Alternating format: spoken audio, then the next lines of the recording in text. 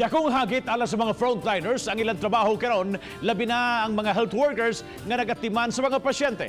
Apan gihimo kinila tawa sa karisgo tungod og alang sa ilang tahas. Atong inailahon ang pipila kanila pinaagi sa report ni Nico Serino. Ang mga bagong nurses sama kang Jesha ug Avril lakip sa muman sa Mandaue City Quarantine Facility sa higayon nga buksan na kini.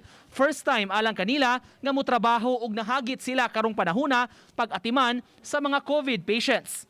Kung walay musukol ani kinsa man nya karon kay kanang bisag gamay ra kayo ang nanukol kami jud tanan honestly karon kay kuan gid ni kanang kuwang mig manpower pero sa musukol lang.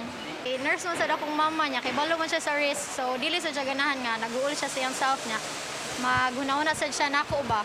So, muna, kanaya lang gi-sure nga naapoy accommodation para dili ko muuli sa mong balay niya, dili sad kong maka-infect sa mong community. Gibati man og kakuyaw matud sa ubang nurses, ang importante mag-amping sa ilang trabaho. Aminado sila mahinungdanon ang ilang tahas karon. Syempre nakuyawan sad pero kanang kuan kay nurse man lagi mi so duty gid ni namo niya ang amo lang kuan ani gid nga maprotektahan sad namo ang among kaugalingon ba.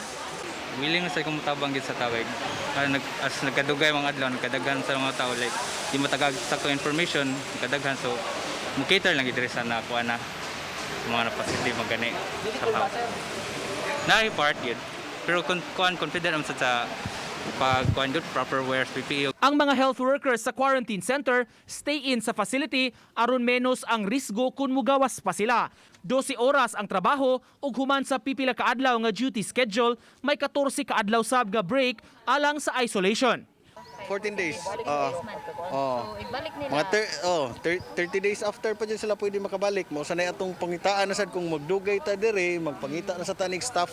Dakong natampo sa mga frontliners sa Katilingban karon ang pagsiguro nga makaabag sila sa pagpugong sa pagkatap sa COVID-19. Kung may mo action ani niya, kung pasagdaan ni nato, makatag ni maabot ra magud ni gihapon nato. Ngano man day kung may mo action, kita na lang yung trabaho ni until kadi pa ni maabot sa atong pamilya.